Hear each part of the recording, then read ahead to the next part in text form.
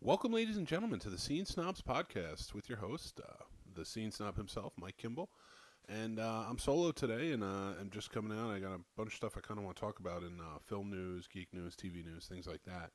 I also, towards the end, do want to get into my top 10 favorite modern horror movies. But for Halloween, we will get into. I'll get to that though.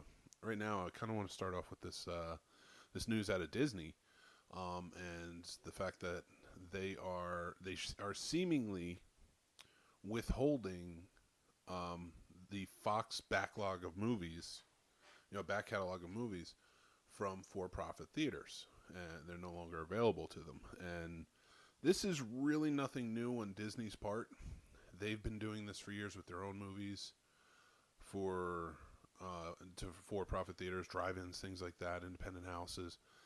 And it's always I get it's always seems like it feels like it's the big conglomerate versus the little guy.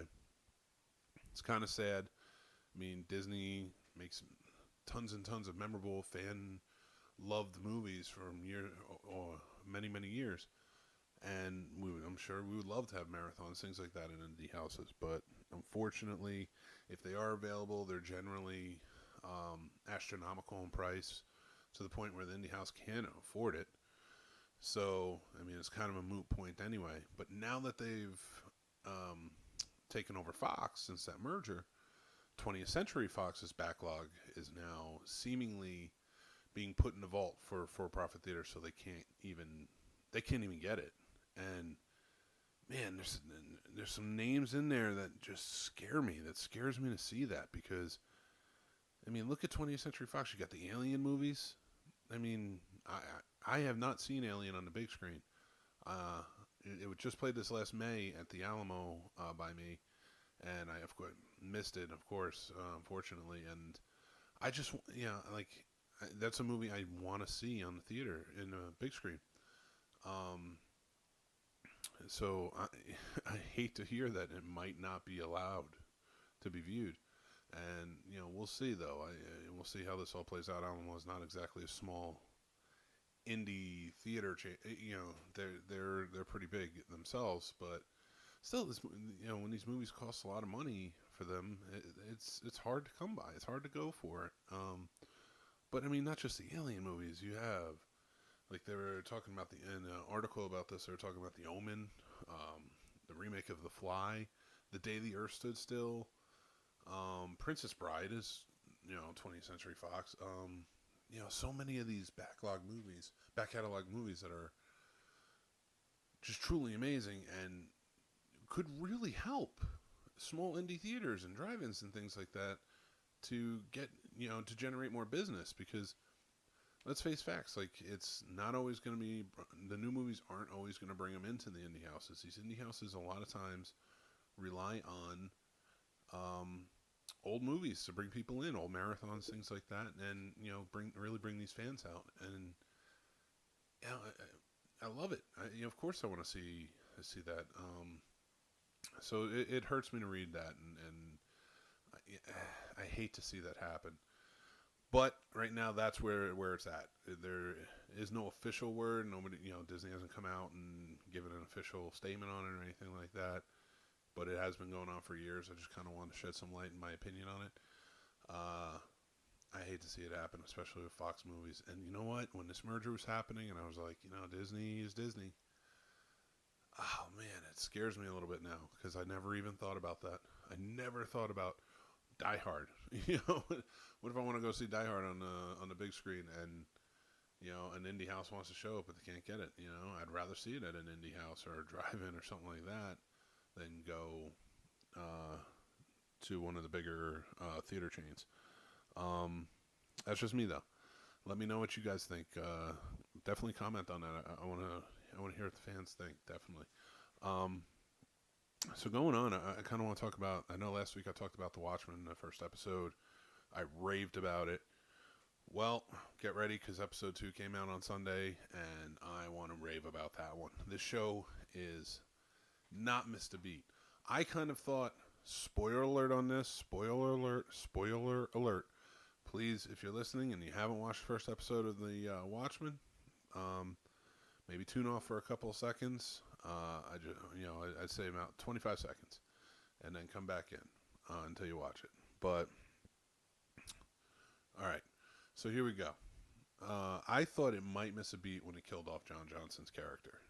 Uh, I was actually kind of hoping maybe he wasn't dead. He had an interesting type of character, and I knew there was something like kind of not just mysterious about him, but almost kind of like there was like an evilness to him, And I definitely love in the first episode they when he does the cocaine and he has it on his nose, and she spots it and like tells him to wipe it off. It's like, oh, this guy has like a bit of a double life. What's this about? He isn't altruistic or as he comes off. Well, man, did they hit hit the ground running with the second episode, and I'm anxious to see where it goes because, you know, you have Sister Knight going out. She's doing some investigating. She found Louis Gossett Jr.'s Will character, who is the little boy from the first episode in the beginning in the Tulsa riots. You find out he is a little boy. He's grown now, and I'm telling you, I still think he is going to be the Red Hood. Not the Red Hood. I'm sorry. It's DC, but wrong character. The Hooded Justice. And my apologies. So, I really think he's going to be the Hooded Justice, and I'm excited to see how that goes, how that plays out, because in the comics he was the strongman on was it Ralph Mueller, I think.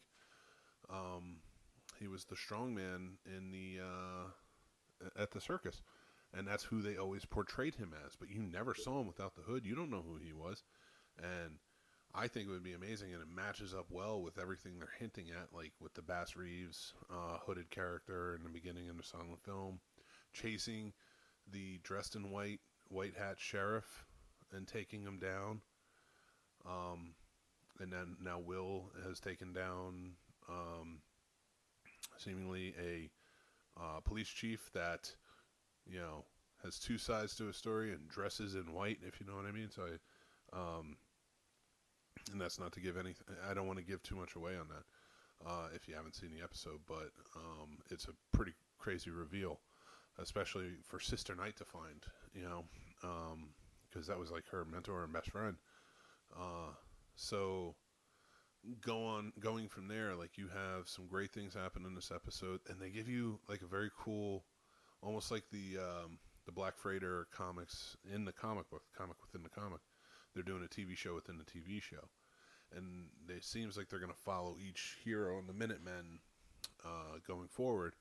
And the first episode was Hooded Justice, and man, I think it works well. It definitely matches up nicely with the action in the Zack Snyder movie, even though it does not pull from that movie and it's not a continuation from that movie. It is very cool how they do it, and how cool the fight scenes looked and how they're choreographed. So, if you were a fan of the movie, I think you'd be a fan of the choreography and the fight scenes in this. But I do think this is, so far, just the 2 episodes I've seen, vastly better. I think it's cool that you find out, again, a spoiler alert, I think it's cool that you find out that Will is the little boy from the beginning, who's played by Louis Gossett Jr. now, is Sister Knight's grandfather. So, there's going to be some fun things to find out there. Just exciting stuff, and I'm anxious to see where it goes. I think it's 8 or 10 episodes this season, and they're knocking it out of the park so far. I'm really excited to see where they go with it. It does throw you for a loop. There are some WTF moments you're kind of like, whoa, what is going on here? But it's definitely worth checking it out. Another thing I saw that came up last week, which I'm very excited for. I'm sure most of my Star Trek friends on here are excited for the new Picard TV show. Don't really know what to expect, but it is Picard coming back, and that's going to be awesome. And we got a glimpse at his Starfleet Admiral uniform. And man, does it look cool. This might be my favorite, don't want to say iteration, but maybe favorite iteration of the Starfleet commander uniform. Um, Before then, I always liked the red jackets that they used in Star Trek 2, 3, 4, 5, 6, with the white collars. Well, they had the different colors for. They all had white collars, but they all had the different color insignias and such for depending on which department you were. Um, of course, you know that, but I do love the new one for the Picard show. It kind of brings it back a little bit because it's the way they have it is it's a rounded collar with a black trim on top where you have your pins. Where they have the commander pins, and then, well, it's Admiral for him, of course. Then it's red. It's very much similar to um, the suits, the uniforms from the movies, from next gen movies. I'm thinking right now. I'm thinking of like Insurrection and First Contact and Nemesis, more towards them. But it's red, so it's red trim on the shoulders and around the neck area, around the back of the neck, which is very cool. And then below that is a gold trim. Then a black trim under that, and then another red trim. It's very cool. The lining is very cool of it all. I definitely dig the way that they do the sleeves too, because they have a red trim around them. So I suggest going checking it out if you haven't already. It's worth it. It's very updated, and I really dig it. This might be my favorite version of the officer's uniform. So that being said, like, you can check it out. That came out. That was I don't want to say leaked. I think that was actually just put out, just pictures of the costume itself. So, but some more news to come out as of yesterday. It was the Game of Thrones creators, David Benioff and D.B. Weiss, are no longer doing the Star Trek trilogy that was being planned to follow up with the Skywalker trilogy that they're currently doing. They call it the Skywalker trilogy. I mean, it's Skywalker saga, but we'll see how it all ties up in December, or ties together in December. But I guess they were going to do a new trilogy that followed new characters and such, and these guys were going to run it, coming off hot from the last season of Game of Thrones. And they're off, and the only explanation we got was they wanted to focus more on their Netflix projects. So that's interesting to hear. I kind of want to see what they're going to do for Netflix. They did so well with Game of Thrones for years. I would like to see where this goes. But I wonder, for me, I don't know that it's such a bummer. I don't know that I want another trilogy from Star Wars. I kind of want a lot of, maybe just for a little while, personally, just kind of one-off movies.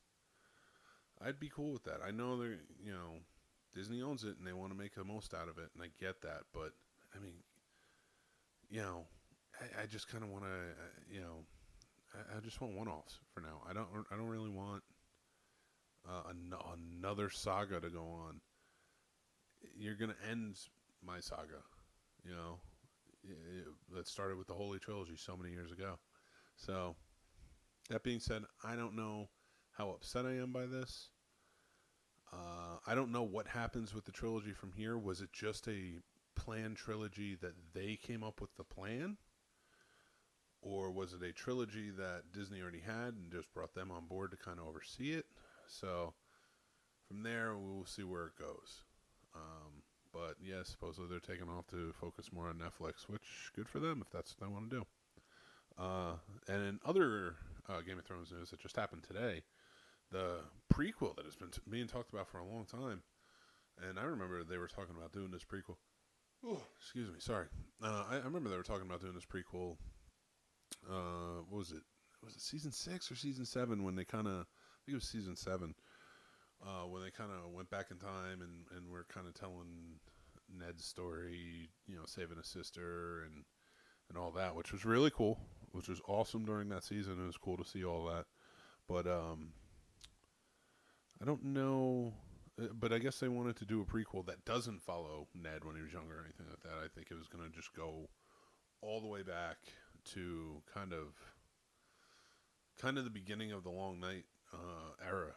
You know, I guess transition out of that from what I was reading. But I remember they've been talking about this for a while, years now, doing a prequel. And then after it was like it seemed like it was all go, all steam ahead for it. So it's surprising to see that it got killed because I guess they filmed the entire pilot and it was in post production when they decided to kill it. So I wonder what happened there. I really do. I know Naomi Watts was supposed to star in it. I don't think it was Weiss and Benioff that were. They might have been executive producers, I'm sure, but I don't think they were show running for it. In fact, I'm pretty certain they weren't show running for it. So, not really sure where it goes from there. But I know they had other shows that they wanted to plan. I don't know. I thought it would have been interesting to see, but I don't know that I needed it. I got a pretty good story from Game of Thrones. They did a great job with that, and I don't know that I needed to go back anymore. I'm not against it. I mean, if it was on, I'd watch it. But it's crazy to me right now that that it's just like so much Game of Thrones related news is coming out in the past couple of days, and I wonder. And this is purely speculation. I have heard no rumors. This is just me speculating because my mind works in crazy ways. And I'm just trying to connect the two because it happened so close. Like, it was last night when it came out that the creators were off of Star Wars. And they put out the release that was saying that, we just want to focus on Netflix. And it wasn't a release. I think they tweeted it. But they wanted to focus on their Netflix shows. And then you have today canceled. Like HBO was like, yeah, you're done. And again, I don't think they were very heavy on it, but I'm just like, that's a weird connection to me. That's a lot of, for a show that's ended, that's a lot of, I don't want to say cancellations, but a lot of things changing very quickly in the Game of Thrones universe. So I'm actually kind of intrigued to see where this goes. See if any more news comes out. See if they're going to go along with the proposed 5 shows I think I heard that they want to do for Game of Thrones, which I know I don't need that many. And it'd just be weird. I feel like that would be oversaturation, Do I really need like 5 shows? Well, I guess now it would be 4, but do I really need that many shows from the Game of Thrones universe? Like, I don't need, like, I mean, I get, like, especially like Lord of the Rings and such, But even then, like, and the reason I brought up Lord of the Rings is because that universe has been built on. But even then, like, it's really only built on in, like, what, 4 books, 5 books, maybe? And, they've written books about the world and the history of it, and I think that's awesome. Don't get me wrong. But I don't know that I need, like, 4 other shows on HBO, to do all of Game of Thrones. Maybe another good show and see how that goes. And that goes, I can bring off another spinoff, whatever works. But, it just seems like it's just too much, I feel like I'm going to get overwhelmed, especially when they're that good of shows, but you got to wait a year and a half till they come out, So that's just how I feel. I'm kind of rambling on that one. But I just don't think I need it. But I am interested to hear again, like what you think. So I'm always going to say that.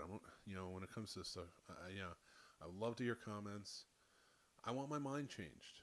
I'm not trying to stick to anything, and I don't think that I'm right.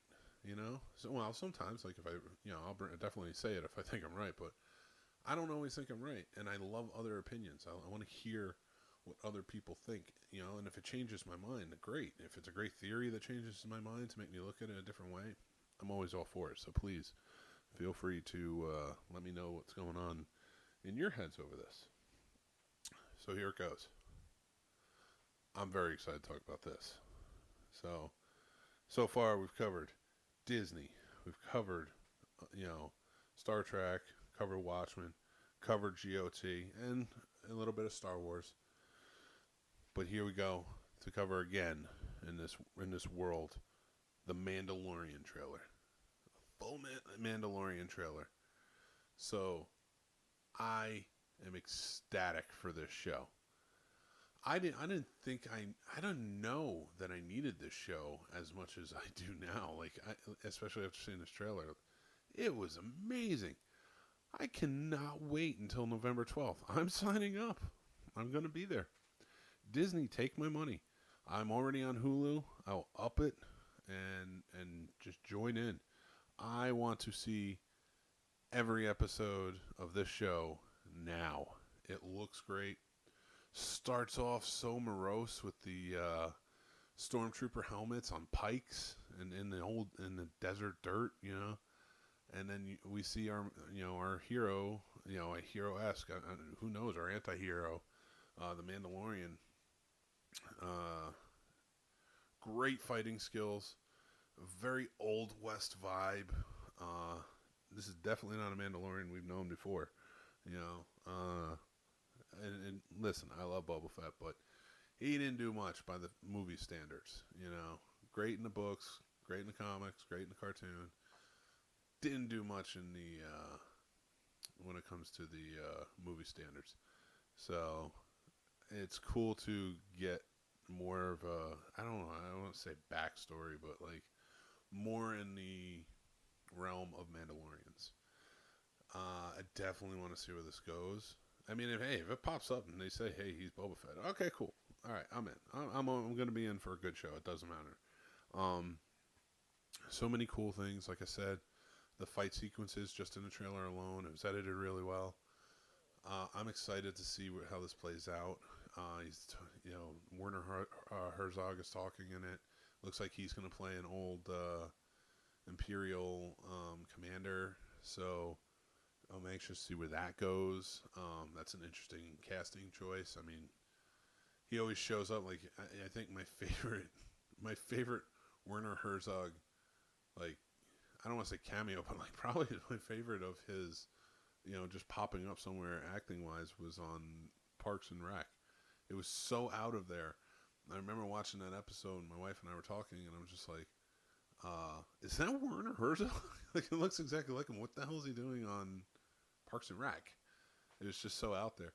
But I digress. But yeah, he's going. I don't know how long he's going to be on. I don't know if it's somebody that the Mandalorian is working for. But it's a very cool. He narrates the trailer, so it's a very cool plot. No, I don't want to say plot, but because I don't know yet. But it looks like it's going to be a cool character and see develop. So I'm definitely interested to see where this goes. One thing that kind of bugged me, and I don't know why it bugged me. I'm not saying it's wrong. I'm not, they'll probably explain it. Jon Favreau is leading this, so Jon Favreau knows his stuff. Like, I mean, we have so much to thank that man for. But when it comes to,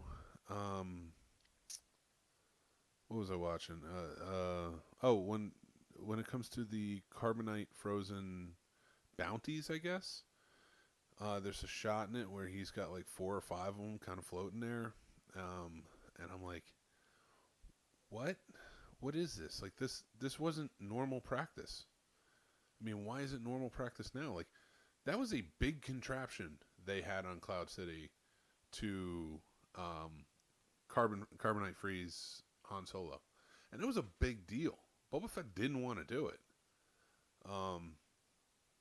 He didn't want him to die. He was like, he's better to me alive, But that was like Darth Vader's call. Like, I'm doing this. I don't care. So it was weird to me to see the Mandalorian uses this as a standard practice for his bounties. The only thing I could think of is, hey, he met up with Boba Fett after the events of Empire and was just like, hey, guess what I did? And this kind of worked and it was cool. You should try it too. But that's my only way of like talking out of it. If they ignore it, I think I will be annoyed even more because, like I said, it wasn't standard practice. It wasn't even something Boba Fett wanted to do. Wasn't his idea. Like, and it was kind of like lucky it worked out, you know. And they weren't even going to take him out. Like Jabba was just going to keep him there. So in the carbonite. So I'm interested. I hope they explain that. That, like, when I saw it in the trailer, I was just like, don't make this a thing. I was like, the whole reason it was pretty cool that they did it in the first place was that for me, that like it wasn't something that was supposed to be done. He was probably going to die, and it was just like a plot device to get them out in case Harrison Ford didn't want to come back. But if he did, like, they can use it again. So regardless of that, I hope they have a good explanation for it of why he's doing it. And I also hope they have a good explanation for how he's doing it. That cannot be something that's on his ship. That was a dedicated room just for carbonite freezing. That was a huge thing. And they had to lure Luke there for the trap. Like, if that's a thing that you can... And it's not... This takes place 5 years after Return of the Jedi. It is not that many years where you can explain it away as like, oh, well, technology is advanced. No, I don't. I disagree. Sorry. I don't think that's true. So I really hope it's not explained in that way. I would be more excited to see, like, maybe he visits Cloud City. You know, maybe he takes his bounties there and he's just like, I'm going to freeze him. Or he found another place he can go. It seems like he travels a lot in this show, so interested to see where it goes. Or it was a gang he had to catch up with, and he needs to travel with them, can't have him escape, whatever, takes him to Cloud City, or wherever, you know, like I said, it could be another place. It doesn't have to be Cloud City. It would just be a good callback. And, you know, he had heard Boba Fett did this, and he was like, all right, I got to take my chance. I was like, this is a gang of guys, you know, I can't have them escaping on me, whatever, so I will just do this. I don't know. We will see, but the trailer is awesome. The show looks great. I'm super excited for it. Again, as much as I was kind of complaining about Disney with the Fox movies in the vault earlier, I mean, I can't give up on Disney. What am I going to do, boycott them? I mean, they're the only studio that exists where you go to see their movies as the studio.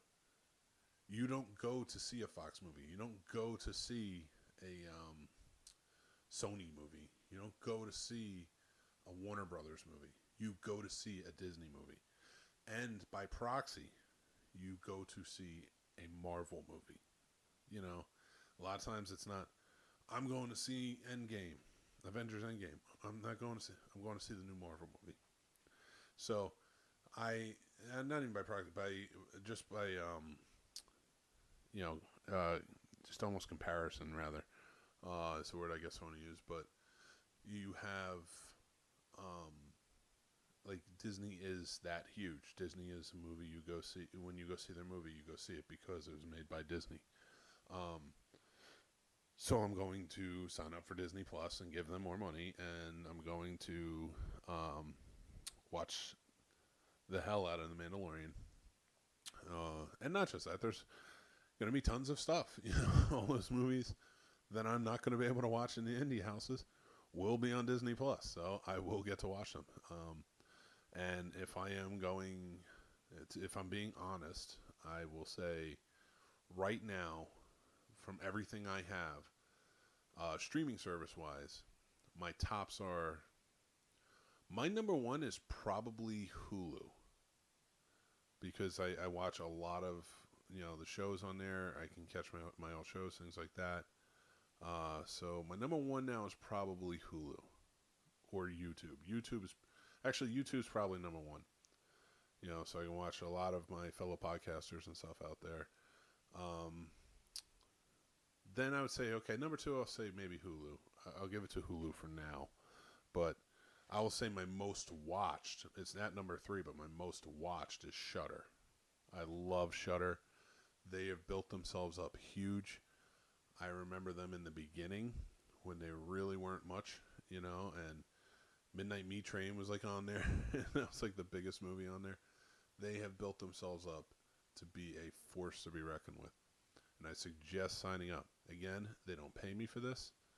I'm just saying it. I just read earlier that you can sign up for a whole year with. It's already only like $4 a month, but if you sign up for the year, you get 31% off on top of that. If you are a member, I think you get 20. If you're a member that pays monthly, you can get 20% off if you sign up for a whole year. Man, it's exciting. I love it. I love Shudder TV. Just the randomness that's on there. I love everything they're doing. They have Joe Bob on there, which is something I want to talk about. Creepshow has been great. They've had some original shows and movies they picked up. They picked up real quick from Legion M. My favorite movie of last year. Out of everything, Mandy was my favorite movie of last year. I love that movie. Yeah, I thought it was done incredibly. It was Nicolas Cage seemingly not even really having to act. It's just kind of like, put a camera on him. Tell him this is happening. But either way, it gave an amazing performance. And just the whole thing broken down, if you haven't seen it, is just visceral and disturbing and beautiful, and it's a love story at its core, but a theme is what do you call it? I lose track of my thoughts. Is conviction. Sorry, is conviction of man. And woman, of course, but I just use that as generalization. But it's the conviction that we all have. Like, who has more conviction? Is it the religious man who everybody follows because of his, how he talks of his conviction? Or is it the man who has just lost everything that he loves and he has set out on one focused goal?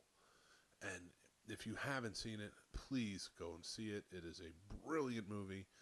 Should have been nominated for many things, and it was my favorite movie of 2018.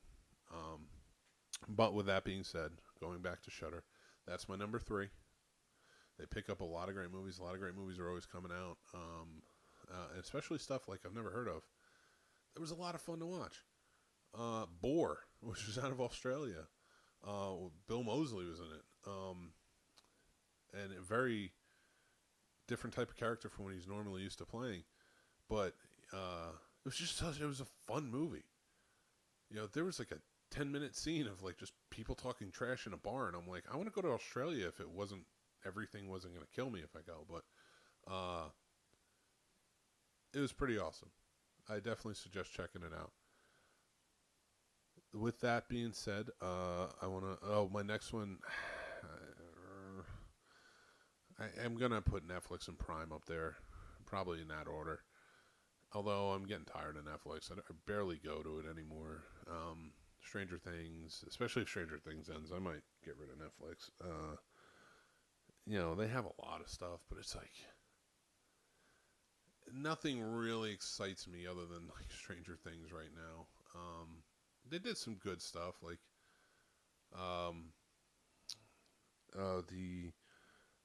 what was the movie that the TV show that just came out about Central Park 5? Like, that was a great show, but like, it's the filmmakers behind the show that make them great. But like, Netflix just keeps pumping them out.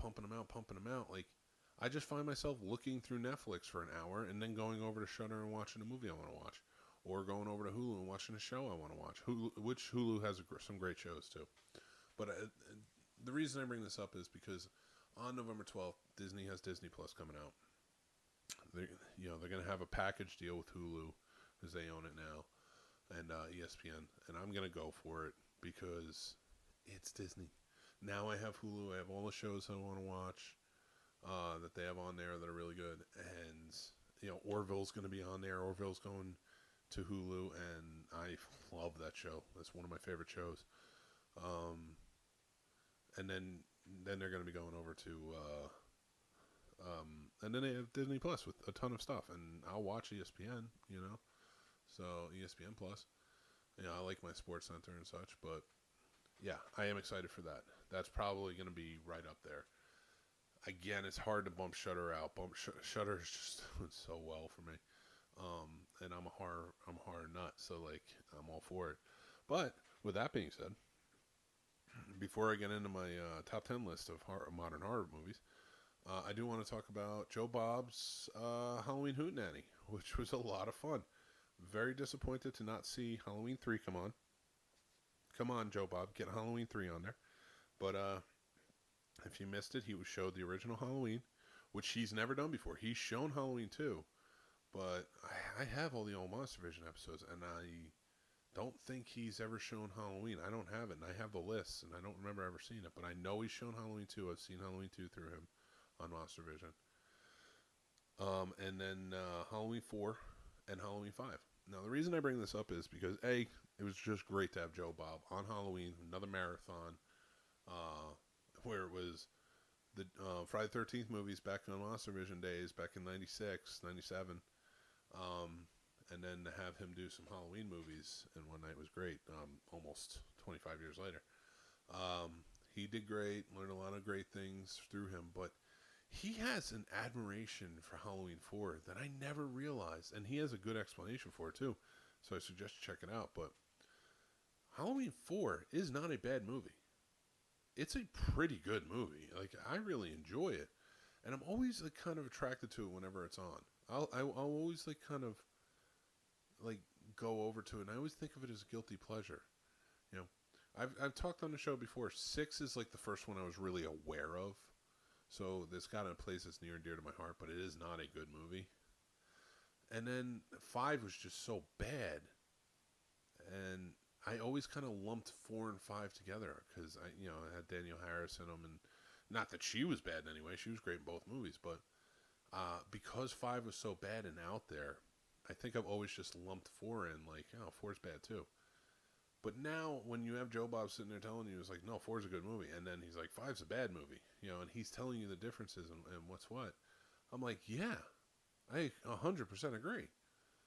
4 is a really good movie. They followed up. They came back strong after 10 years, since the original had come out. In 88, they come back with this strong movie. And then they come back with the 5th movie where they get this, I think it was this, either Swedish or from Switzerland, a director who came in and was like, I'm going to change everything, and kind of was just out there the entire time, and even ends out there, and adds this whole new realm to it that just didn't work. And now I'm kind of annoyed. I'm kind of annoyed that it exists, because 4 was so good. I wish we could have seen what we got from 5. But that's neither here nor there. If you haven't watched the Halloween Hootenanny, you should. You should watch all of Joe Bob's marathons and his first season. I cannot wait for his Christmas marathon this year, which is on Friday the 13th, so I'm anxious to see what he has. And then season 2, I'm sure they'll announce that sometime in 2020. But with that being said, I was online the other day, and a buddy of mine tagged me in a post, and it was another podcast was just announcing that they were going to put out an episode with their top 10 modern horror movies. And he tagged me in to kind of find out what mine were. So I was excited for it. And I think that was really cool. I haven't had a chance to listen to other podcasts yet. I will. I don't even have it up. I don't mind giving a shout out when people have a good idea. And I would like actually to... if you give me just a second, I would like to find it so that way I can give them a shout out to my 2 fans compared to their probably hundreds or thousands. So all 2 of my fans, one of them being my wife. Yeah, go check out whatever podcast I am still looking for. Here we go. Um, Lists, Lists, the podcasts.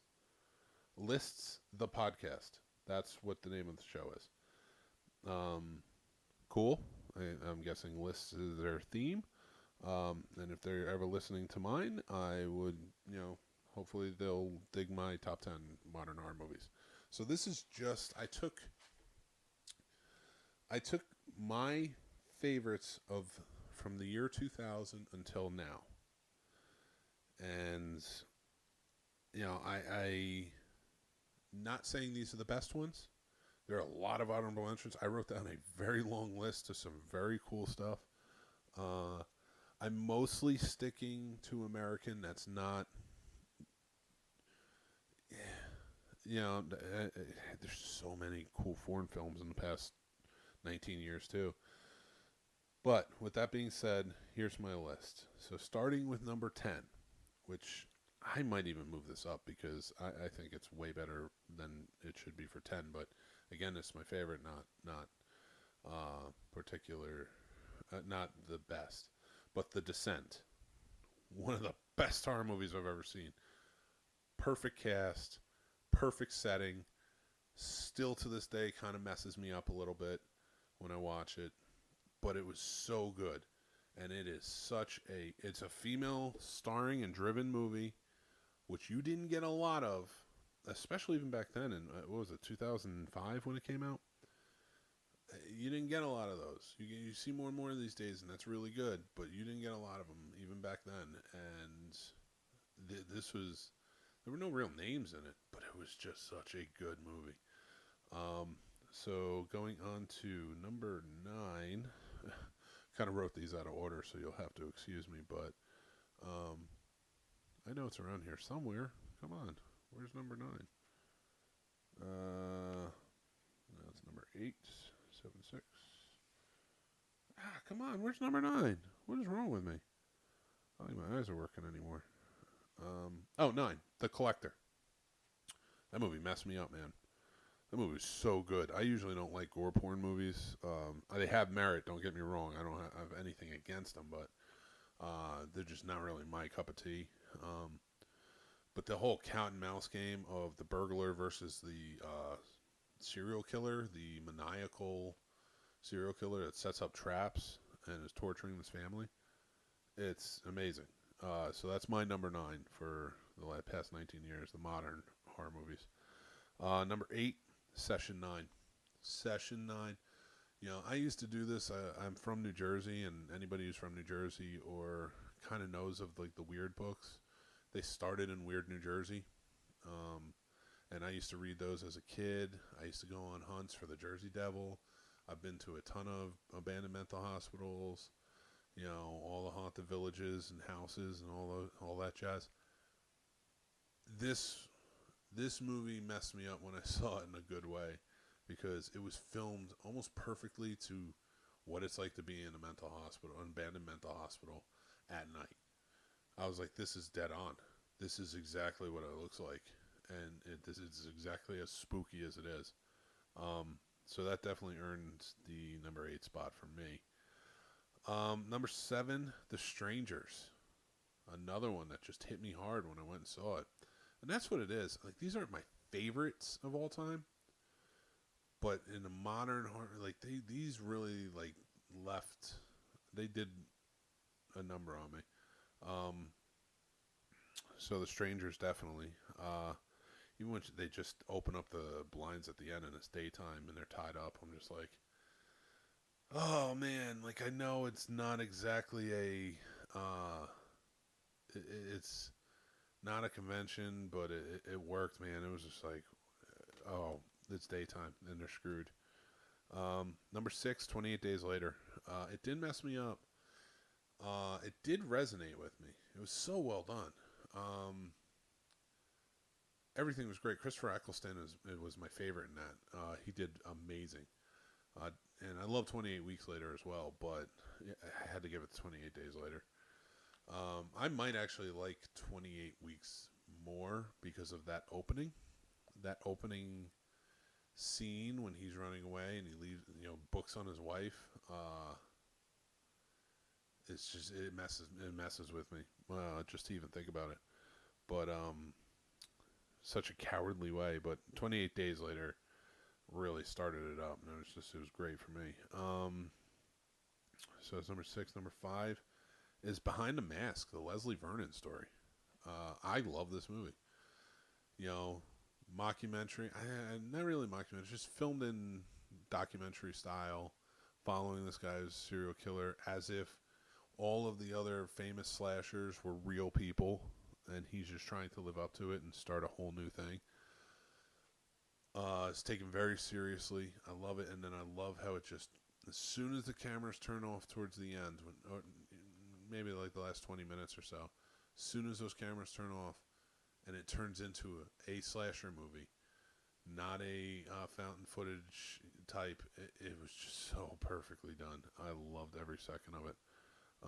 And it definitely goes down in my top 10. Number 4 is Insidious. Definitely resonated.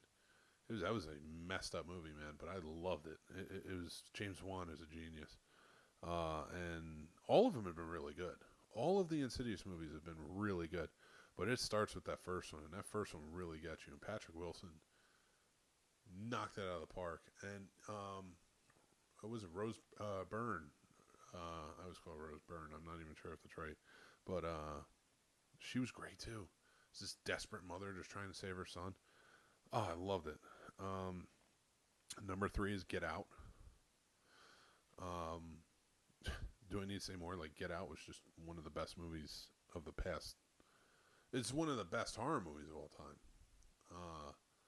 Let alone, best modern horror movies. So it definitely had to go on the list. But for me, it reaches number 3 because the 2 and 1, 2 really got me. And that's James Wan's The Conjuring. 2 really hit me hard, and I loved it. And Patrick Wilson and Vera Farmiga were perfect. They're perfect together.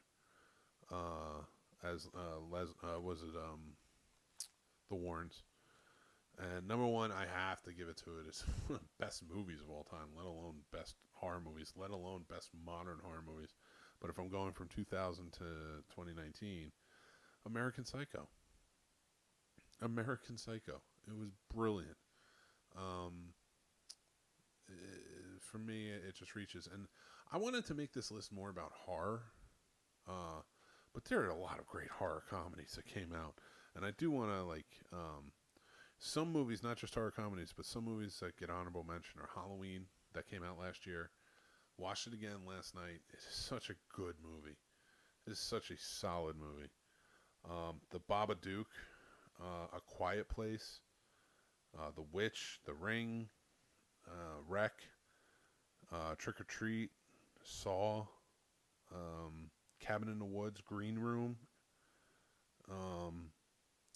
Summer of '84 was a big one for me. Jennifer's Body, The Devil's Rejects, Dog Soldiers, High Tension or Switchblade Romance, whichever you call it, The Orphanage, Bubba Hotep, The Mist, Paranormal Activity, House of the Devil.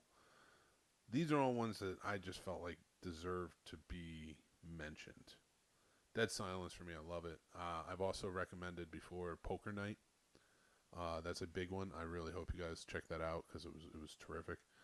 Shaun of the Dead, Tucker and Dale versus Evil, Ginger Snaps, Final Destination.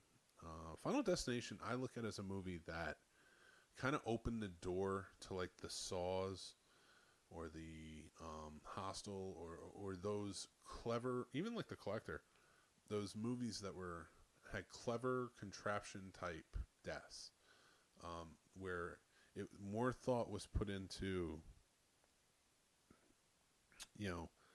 these deaths that were in the movie. Like, it seemed like in the 80s, once you started going on in the franchise, it was like, how crazy can we make the deaths? Whereas with this movie, with Final Destination, it was like, how intriguing can we make each death? So for me, that was a lot of fun, and I really enjoyed Final Destination. I think it opened up the door a lot. I mean, it went straight to how crazy can we make each death, but in that first one, I think they were taking it seriously, and it was more about, death is going to get you in any way. And yeah, I mean, there was some gore to it, but I think it opened the door a lot too. Let's think of some very cool ways to kill people, and I think they hit the nail on the head with that one. Zombieland deserves a mention. I don't know if I mentioned The Mist, but I do think that deserved a mention as well.